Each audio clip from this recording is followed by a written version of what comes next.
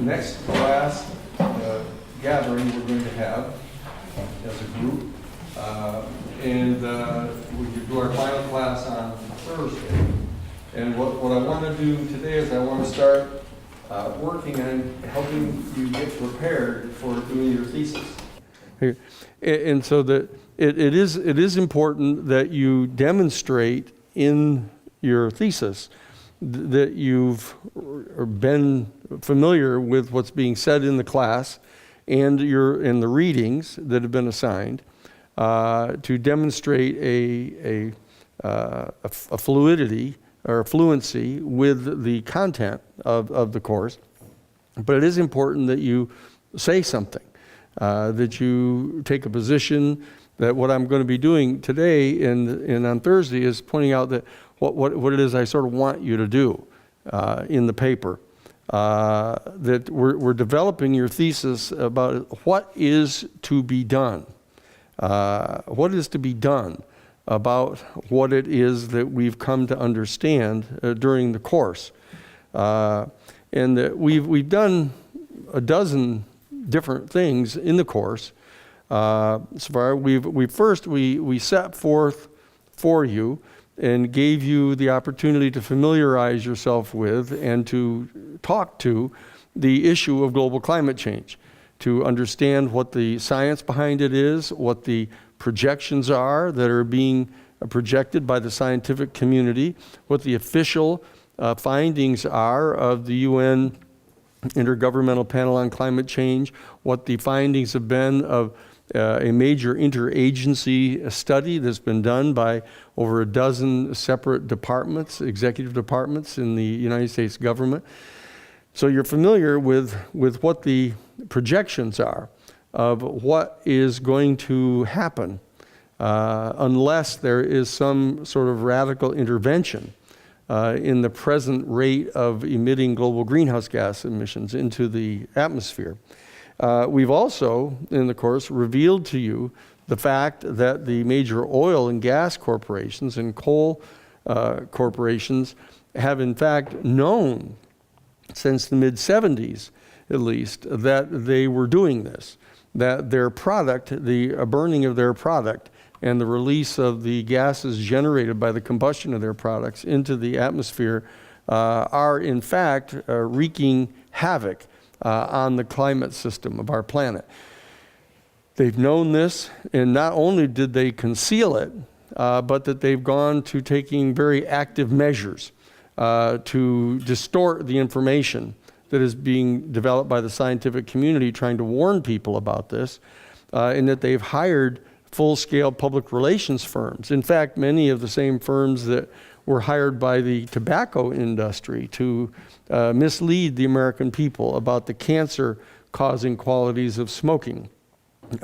So we've become aware of that so that we know that there is a degree of scienter or actual illegal intent and deceptive and corrupt intent on the part of the leadership, the owners and management of the oil corporations and the fossil fuel corporations to not only go forward with inflicting this type of damage on the climate system of our planet, but to also deceive the people about it and to therefore willingly inflict the consequences of global climate change on the people of the world, including our own citizens, in exchange for their short-term profits.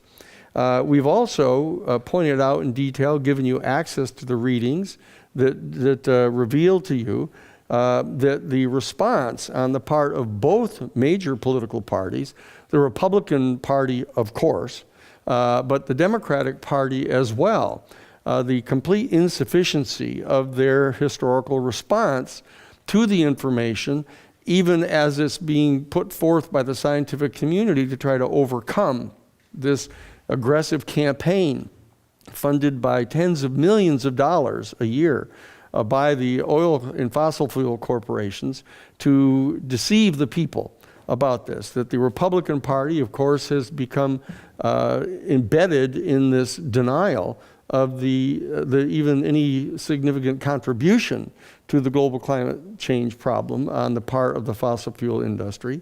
And the Democratic Party has been making these kind of limpid proposals, asserting that maybe we should reduce by some 33% the annual rate of global greenhouse gas emissions below the standards of 2000, which is dramatically insufficient because the Intergovernmental Panel on Climate Change of the United Nations has indicated that we have to reduce the global greenhouse gas emissions by 70% below those levels, and that we need to do so by 2025, not 2035. That is being proposed by the Democratic Party. And this was under Obama and the Hillary Clinton Secretary of State administration.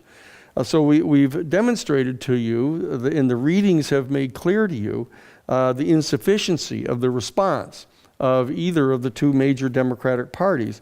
And we've also made it clear that the Trump administration is not only engaged in denying the consequences of the theretofore levels of global greenhouse gas emissions, but that they've in fact doubled down on it, in fact tripled down on it. That they've undertaken a major program to triple the actual output of petroleum and fossil fuels in North America to allegedly at the beginning of it to address a domestic energy crisis, purportedly. Not wanting us to be dependent on foreign oil for our energy supplies, but then very quickly moved to the position of making clear that in light of the fact that it had been revealed that virtually all of this new oil production was going to be sold on the international market and not in fact made available to the people of the United States at all, they moved very quickly to the position that they were attempting to make the United States, that is the private oil and petroleum corporations and fossil fuel corporations, the dominant energy producing country in the world. And so that they've dramatically exacerbated the problems. And we've also detailed the fact that the impeachment process, which is underway now. Yes? There's something where it's like not only American oil companies, but also the Canadian oil company with the Keystone XL pipeline, because that's not even American. No, that's true. But the fact is that the Trump administration has made rulings that now make it feasible for the Canadian Oil Corporation to transport all that oil down through the Keystone XL pipeline. So the American policy positions have in fact exacerbated that because the Canadian government has purchased that corporation, pulling it out of the potential debit doldrums, and has actually begun to coordinate with the Trump administration to get it transported, mined and transported. So we've also, as I mentioned, we've demonstrated the insufficiency of the impeachment process that is underway right now to even address this issue. The fact that the Trump administration is basically knowingly and willfully killing the planet, destroying the climactic system, with all of the attendant consequences that we've talked about, and that are doing so knowingly and willfully.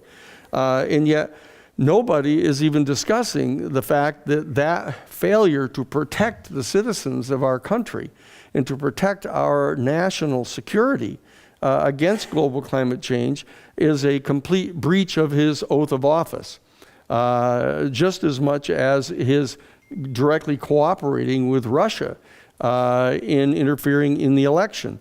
That you do not hear yet the actual drumbeat coming that if in fact it can be demonstrated that he in fact did cooperate and his campaign cooperated with Russia in getting him elected and are cooperating in lifting the restrictions on Russia so they can develop this oil under the Arctic shelf, that even those things are not being talked about as a grounds for impeaching him.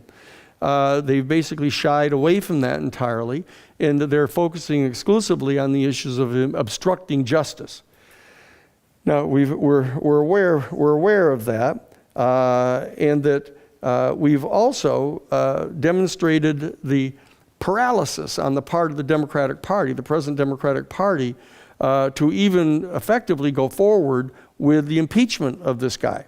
They're still all shuffling around from foot to foot and saying that what we really need to do is we need to just conduct investigations and not do so under the rubric of impeachment, but just doing oversight on the president in the executive branch. And because of that, they run into this wall now of the administration just stonewalling them, refusing to comport with any of the subpoenas. And what they're doing is, rather than directly holding them in contempt, what they're doing is saying, oh yeah, we're going to litigate. We're going to file a lawsuit against you, and not move to hold you in contempt and send the marshals to arrest you and put you in jail, like what they would do to normal citizens if they were in contempt of Congress. But instead, we're going to litigate. We're going to go directly to the court system that the administration is now packing with some 236 new federal judges, and depend upon them. And so that the present Democratic Party leadership is itself failing in the face of this kind of rigid position that's being taken by the Trump administration to really redress the flagrant disregard of the duty that the administration has to protect our people. And we've also touched upon the inadequacy of the existent judicial system through litigation in the context of the Dakota Access Pipeline and the Keystone XL pipeline, the insufficiency of the judicial system to really provide a permanent solution to this, to really stop the building of these pipelines, even though they know that they're in flagrant disregard of the environmental protection laws. That, as was demonstrated in the Dakota Access case, Judge Boasberg in Washington, D.C., who, as I mentioned, is a member of the William Bennett Williams Legal Lodge, which is a private fraternity of white male lawyers who defend corporate criminals. And he still remains a member of that lodge, even while he's on the bench. And he demonstrates that type of bias in his opinions. And everybody considers that just the normal course of things. And so that the judicial system is not demonstrating any kind of willingness to protect us, even though we've gone to great lengths in establishing such a judicial system and purportedly set up a system for picking independent judges. It's clearly not working right now. But most importantly, I think, that we have revealed during the course the fact that we're not dealing with simply inside our body politic a group of conservative believers, and we're not dealing with just people who are simply business oriented or business interested, but indeed we're dealing with an elite set of Caucasian, male, racist, misogynist, imperialists who are in fact dedicated to not only trying to allegedly protect us against some major international global power like the Soviet Union that they keep pretending for 75 years was going to be taking over the whole world. Even in the face of the withdrawal of the Soviet Union from any type of a dialectical confrontation, they move forward immediately into trying to be clear about the fact, at least inside their secret documents, that their real objective is to be committed politically, economically, socially, and even militarily to maintaining their continued privileged access to the strategic raw materials deemed by them to be needed by either A, our American corporations, or B, the corporations of the member states of some new Northern Industrial Alliance, which not coincidentally seem to be made up of all Caucasian countries.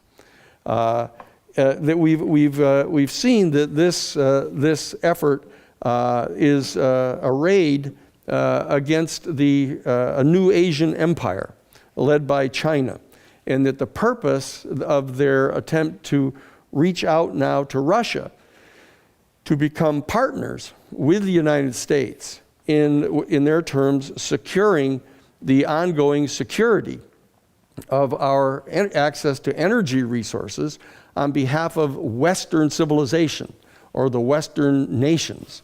And they've now invited Russia to come in to become no longer a member of the East at all. They're actually into changing the geographic alignment of countries, that Russia is, in their view, no longer part of the Eastern Bloc. They are, in fact, part of Western civilization, now that they have spun off all of their ethnic provinces, suggesting that it's not East or West, or indeed North or South, that is the determining factor. It's race. And that it's because of them having spun off their non-Caucasian republics that they now are in a position to be invited in to become what was referred to as the partners, the new intimate partners of the United States in preserving the security of Western access to the oil reserves. And that these oil reserves are in turn viewed as being essential to the engineering of their military machine that provides all the fuel for their rockets, for their jet fighters, for their strategic bombers, for their tanks and armored personnel carriers, for their destroyers, and for, in fact, most of their aircraft carriers, with the exception of a couple of the nuclear-powered aircraft carriers and their nuclear submarines. And even in that regard, the latter nuclear-powered vessels, they're actually now recommending the attempt to supplement their monopoly power over the oil and petroleum with increasing potentially the building of new nuclear power facilities, which have the advantage of generating waste materials that generate plutonium that they need for engineering their nuclear war machine.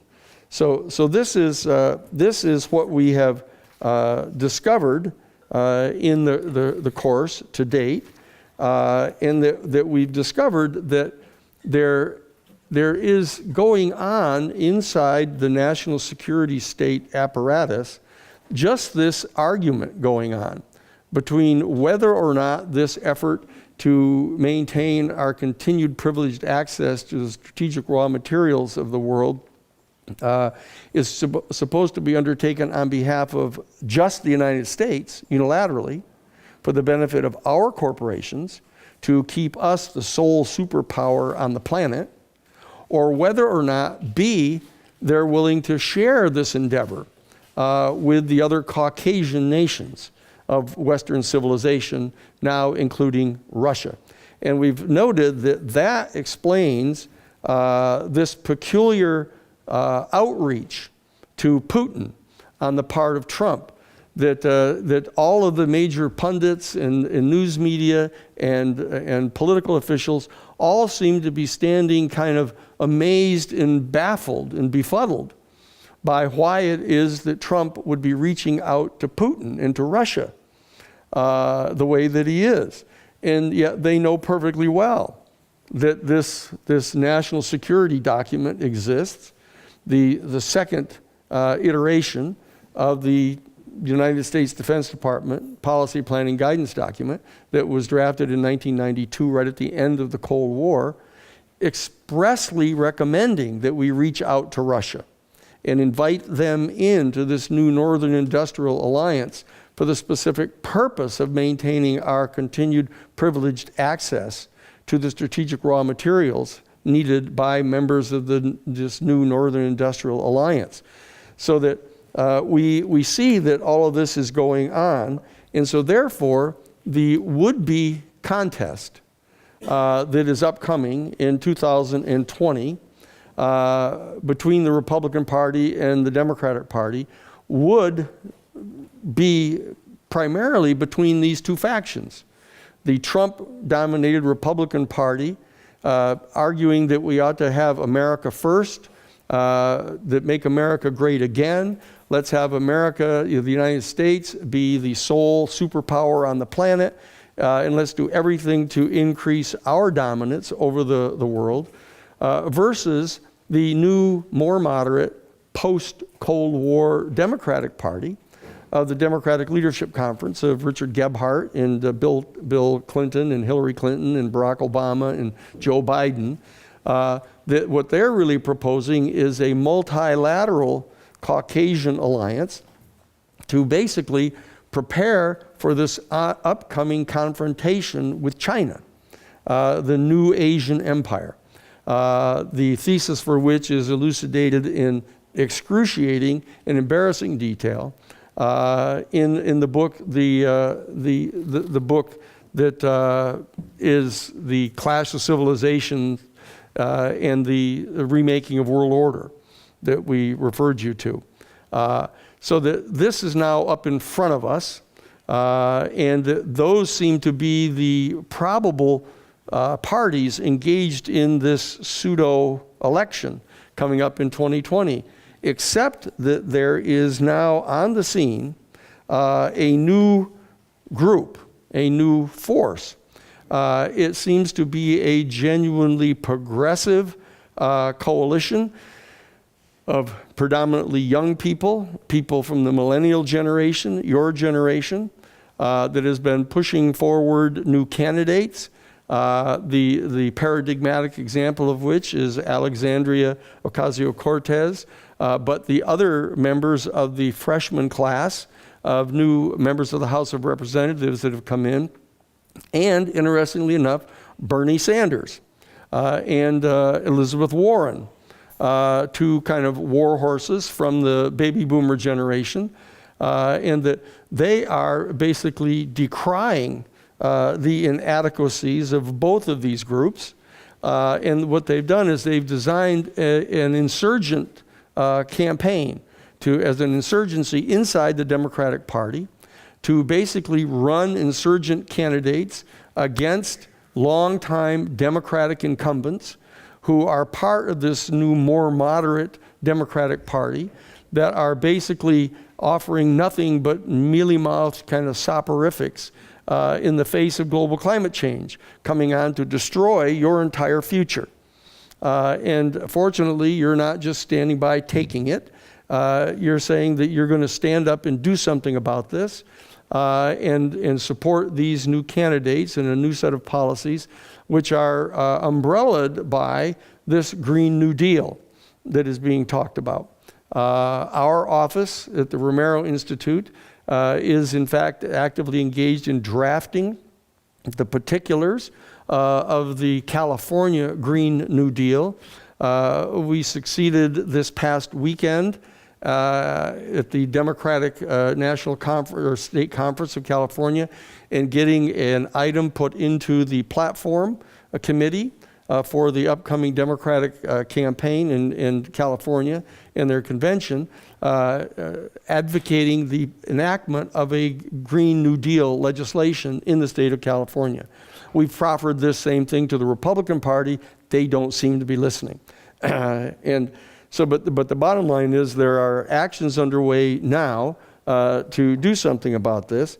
And so that the question that is posed to us here, and the question that I want you to address in your papers is what can be done? What is to be done about this? Obviously, there are a range of options that you have to consider. I'm going to sort of elucidate some of them so that you can reflect upon which one you think is one that you might be supportive of, or any other to respond to this situation. You can also, of course, critique my explication of the elements in the situation that are confronting us at the present time. You can critique any one of them and disagree with them and suggest that the crisis is not of the nature and kind and extent to which I'm suggesting. But if you in fact agree, then the question is what to do about it and what are the range of options that we have. You can, of course, just do more of the same of what's going on. You know, you could write letters to the editor, you know, you can attend public rallies, you can march in marches against global climate change. You can, write letters to your Congress people. You can recycle. You can bicycle short distances. You can, stop eating red meat. You can get a hybrid car instead of a big pig car that people drive around. You can, you can actually give contributions to organizations like the National Resource Defense Committee, or the ACLU, or others. You can go forward and do the sort of couch potato thing that most people are doing, and that many of you may have already been doing, though your disposition is better, but your actual conduct is completely limited so far in many instances. Or you could, in fact, become an activist as a second option. You could actually transition into becoming activists, and you could join Sunrise, for example. You could become an intern at the Romero Institute. You could participate in helping to draft the California Green New Deal. You could actually help organize the Lakota People's Archives to work on those during the summer, and point out, what might be done to help in the organizing against the Keystone Pipeline. I could point out to you that just this past week, since I saw you last, the Lakota people, the new tribal chairman of the Oglala people on the Pine Ridge Reservation, Julian Bearrunner, has been approached, and they're insisting now that he sign an agreement that he's not going to oppose the Keystone XL pipeline. And they're conditioning the flow of water to the tribe from the Missouri River on that. If he will not sign the agreement that he won't oppose the Keystone XL pipeline, they'll cut them off from the supply of water from the Missouri River. Now, the problem with that tactic is they already don't get water from the Missouri River, even though there was a promise that they would, because the administrative group has said that, the pipes that are on your reservation haven't proven yet that they meet the proper standards. And so while the white group of ranchers and cattlemen that wanted to get a system put in piping the water from the Missouri River inland into the state of South Dakota, made an effort to get the federal government to pay for such a pipeline system back in 1988, and were unable to do so. So what they did is they came back in 2002 and they said, well, let's have this for not only the white ranchers and cattlemen and stuff, but for the poor Indian people too. And so they included the native tribes in on it. And they got the heads of the tribal councils to sign an agreement that they wanted the water too. And so all of a sudden, federal funds came flowing in, but then they said, on second thought, we can get all the water into the ranchers and to the cattlemen and stuff, because they have a whole new set of pipes and stuff for transporting the water, but you guys don't. And so we can't give it to you until you prove that your piping system is adequate. So you'll have to continue to get water from the Oglala aquifer, which the federal government, happens to have contaminated with radioactive uranium for the mining. And it turns out that Trump is now getting set to issue an executive order increasing the uranium mining in the Dakotas under his national security authority, on the grounds that the United States only gets 2% of its uranium domestically, and they're dependent on foreign sales of uranium, and he wants to expand the nuclear arsenal of the United States to make America great again. And so he's now using his executive authority to increase the mining of uranium to further contaminate the Oglala aquifer, and the Lakota people are going to be dependent upon that for their source of water. So you can get a sense that time is running out for the Lakota people and other indigenous people of the world to keep depending upon white people to do them any favors. And so that you could become an activist and work in that project, to work with the Lakota people to help them organize, to defend themselves against the Keystone XL pipeline. You could help them organize to oppose this water project that's going in. Because interestingly enough, the facility that coordinates the distribution of the water to the ranchers and to the cattlemen is on the Pine Ridge Reservation. And they're charged with having to run the center even though they don't get any of the water. And so you might be able to speculate upon what type of options they have if in fact this situation continues. So you could in fact become involved directly with working with indigenous people to try to deal with the oppression that they're suffering from. And so you can participate in that if you'd like, or you could join the National Resource Defense Council itself and become active members of these things rather than just passively send them a few bucks now and then. There's a whole series of things that you could do, or you could in fact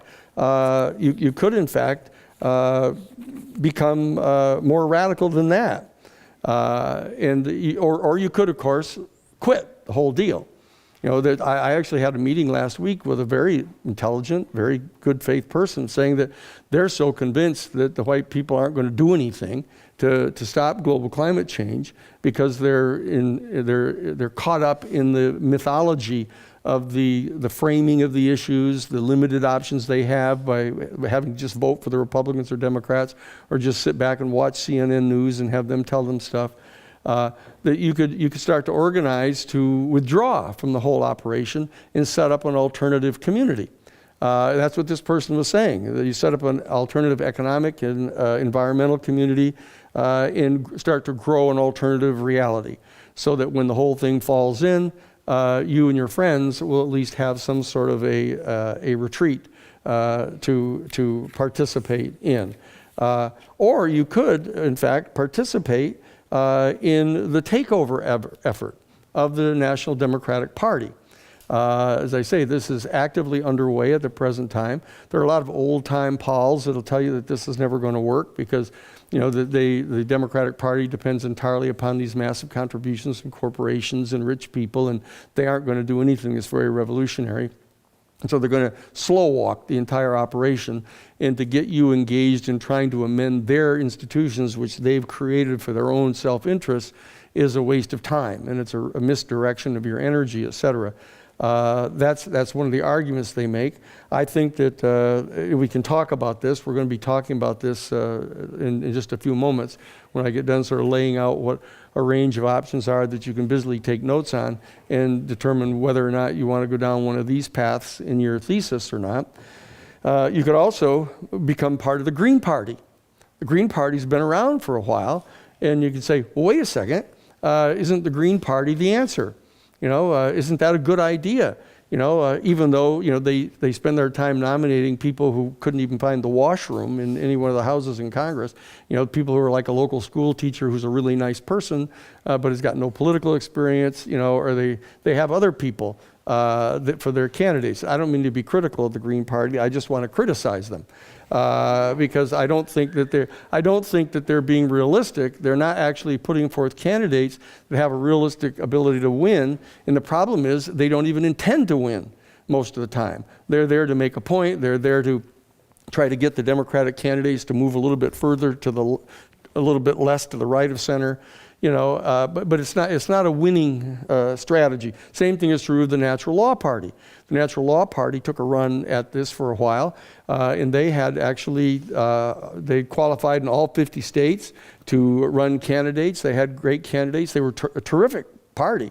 You know, I went and met with them actually out in Fairfield, out in Iowa, at their big transcendental meditation college they've got out there. The Maharishi University. This is a big TM group, is what they are. They were transcendental meditating people and had a great line of what to do, had a great fundamental ideas about what could be done. But it turns out they viewed the whole thing as a siddha. You know, that it was just a kind of a little spiritual exercise to show that they could do it, to try to become involved. But it was a great idea. The Natural Law Party you can look to see them. So one of the things you might want to consider doing is looking at the Natural Law Party and seeing if it could be revived, if that's what you think could work. You could become a member of the Libertarian Party. Maybe there's some libertarian solutions to this. Or you could talk about having a classic independent party, for all this growing number of people who are independents, because they've somehow grokked the fact that neither one of the regular parties is going to do squat for them. And so that they've said, I'm an independent. So if anybody asks them, they don't want to be subject to the attacks on either party. And so they say, I'm an independent. And then when you ask them what their policies are, their independent policies, they don't have the foggiest idea of what they're going to be doing. So there is that option if you want to do that. Or there's one that we probably aren't going to have time in this course to do. But for those of you who aren't graduating seniors, we can get at it next spring. There could be, in fact, 8 separate political parties. There could be 8 political parties, each one representing one of the systematic alternative human worldviews. This is a whole realm of study in comparative social ethics, and it has to do with studies done by sociologists to determine that the human family, when confronted by a particular public policy problem, historically divides itself into basically, they start out by talking about 5 basic different groups, right marginalists, left marginalists, right middle marginalists, and or right what do they call them? Right systematists and left systematists, and right marginalists and left marginalists and middle marginalists of all things. But it's expanded now to understanding that there's basically 8 different systematic, thoroughly integrated worldviews. And it might be refreshing to actually have a political party that elucidates an entire set of solutions and responses to public policy problems rooted in a systematic and internally self-referentially consistent worldview that having to do with cosmology and the teleology, the unfolding of the universe, the ontology, the ontological theories of how human consciousness arose, and the epistemological theories of how we go about. I'm seeing putting people to sleep. I'll stop on that. But there is this option of having 8 political parties, each dedicated to a particular worldview, and at which point it would generate something akin to a parliamentary system.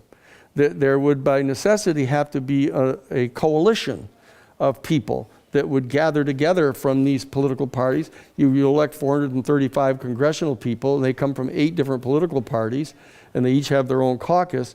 And in order to get a piece of legislation passed, you'd have to get you'd have to assemble a majority of them. Now, what the shortcomings of that is that it doesn't allow you to become a major imperial power, which is a drawback for some people. Because you can't basically mount an ongoing systematic strategic program to help establish your control over the economic resources of the world if you're constantly contingent upon having to get this coalition put together for every one of your policy decisions. Now, other people might view that as a good thing, but that's again another one of the alternatives. So that there are a range of things, or you could become even more radical. And you could, in fact, decide to become an anti-global climate change revolutionary. There are those options around. There's a group called Earth First, which has started a little bit down that line.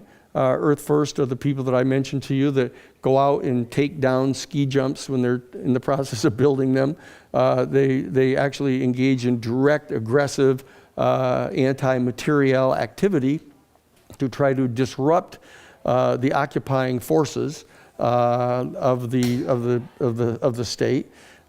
You could join the Extinction Rebellion, a little lesser demonstration of that, of people who've decided they have to go sit down in the middle of highways or sit on bridges and occupy places and are willing to do things to break the law to attract attention to themselves. You could create some kind of a weather underground operation. The Weather Underground was a group that took more seriously than most the need to stop the war in Vietnam, and they engaged in a whole range of unlawful activities that put them high on the list of the FBI in the COINTEL program.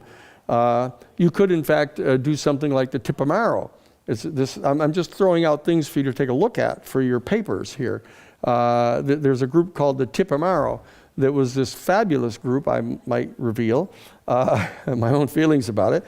They were begun by a young woman law student in Uruguay and her boyfriend. And they organized law students and graduate school students at the universities in Uruguay to oppose the fascist government there.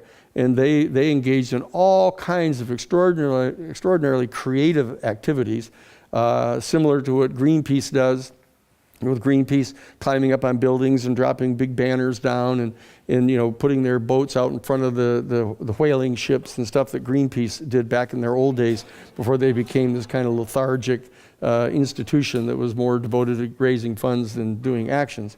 There's all kinds of options that you have here. What I'm trying to do is to get you up and engaged in looking at these options. And then there's always the one, of course, of full-scale revolution. And that is the taking unto yourself the responsibility to say that when in the course of human events it becomes necessary for one people, in this case progressives and utopianists and people who read books, to actually take a position that there's this invasive force, this occupying force of elite capitalists in our country that are basically driving us all to doom and infringing our fundamental rights and threatening our lives and the lives of our progeny. Therefore, you might take the position that it's time to revolt against these people and actually engage in revolutionary warfare against them, the taking up first of all necessary anti-materiel steps to disempower their machinery, or secondly, to actually replace them with some more revolutionary administration. Yes? Yeah, in our papers, can we take a stance and argue why like a certain method wouldn't work, rather than argue something that would work, just argue why becoming part of the Green Party wouldn't work? Yes, but I want, it's important you can argue that a particular one might not work, but I would like you to proffer something that you think would work. Okay, because it doesn't do that much good. That's just like a half a postmodernist. Oh, this isn't true, that isn't true, and then everybody's sitting around saying, waiting for you to say something. So you can and you should, you can spend some time, because I can tell you that you're not limited to 15 pages. So if you wanted to take each one of them and lay out your arguments pro and con for them and then come to a balance at the end, is perfectly okay with me. That I'm going to read them all and grade them all, so that you're free to write as extensively as you want. And then there's the other one, of course, you could become a complete anarchist. The anarchists, I'm surprised there are actually anarchists around town. There's this is a bike shop or something down by the wharf down there. There are these kids who are anarchists, and they think that's totally cool. Let's just, jam the machine. Let's, stick a wrench into the war machine. Let's just bring it to a stop. Let's stop them from doing what they're doing in the world. They don't have to pretend to have any kind of solution in mind. Like I think you could go and knock down each one of the potential options and say, none of those are going to work, and be an anarchist. That just stop it from continuing. Or, lo and behold, some of you may agree with Trump. You could agree that what Trump is doing is the right thing, that you've thought about it a little harder, and you can really see your way through to seeing how this might work. If he just hangs in there tough, maybe North Korea will give in and stop its rocket program. Maybe China will become totally capitalist and let go of their vision of their own reality. So you're perfectly free to do a deeper analysis of Trump's administration than we may have gotten to in this course, and suggest why you think his solutions may work. Or in fact, you could in fact agree with Samuel Huntington and the book I just mentioned, The Clash of Civilizations and the Remaking of the World Order. And I would very much recommend to you that book. I mean, even if it's only to stun you into being shocked that anybody would actually write that out and submit it and have it published by the Council on Foreign Relations, in their Foreign Affairs magazine. I mean, it's an astonishing piece of work in which, I pointed out to you, he's recommended that we get away from all of this multiculturalism and get back to being a kind of a white Christian culture dominated by men, and get back to the roots of our earlier time period. Recalling that old famous quote by Ronald Reagan of, what's all this talk about a black problem? I remember when there wasn't any black problem. So that there are a range of these options that are available for you. And I would recommend one more thing that you might want to read.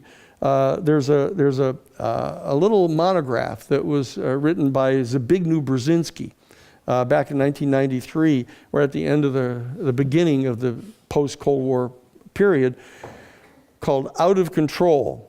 It's the solution to global turmoil on the eve of the 21st century. And this is an extraordinary piece of writing setting forth the absolute classic liberal worldview. And so that you can almost certainly pull it up on the internet. And it's called Out of Control. It's a global chaos on the eve of the 21st century. And this was a very thoroughgoing, carefully thought out thesis on the part of Zbigniew Brzezinski, the former national security advisor for Jimmy Carter and his liberal administration, proposing that steps be taken to persuade the leaders, government leaders, business leaders, social leaders, entertainers, the thought-forming people of the country, to just undertake a voluntary process of relenting on their pursuit of what he characterized as permissive cornucopia.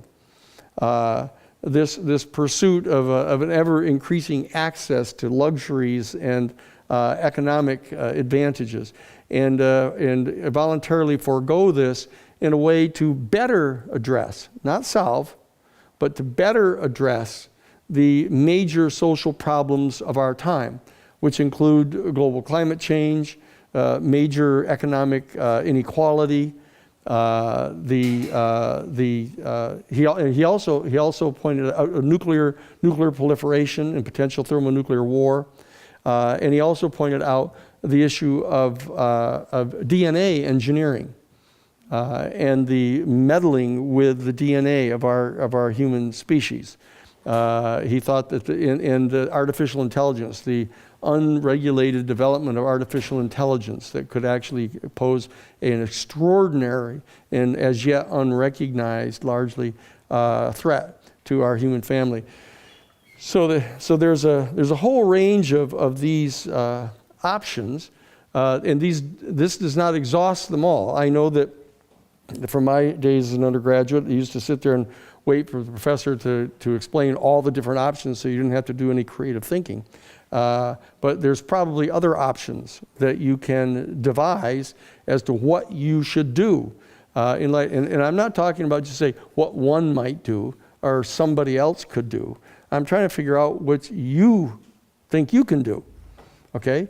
And that this has to do largely with what your major is at the present time, and what you intend to do with it, and it can range from anything from being a teacher, to being an engineer, to being a doctor, a lawyer, anything that you, at least at this point, think you want to do professionally, and explain how it is that type of a career can fit into doing everything that you can possibly do, to stop global climate change and the catastrophe that is being predicted on the part of the Intergovernmental Panel on Climate Change.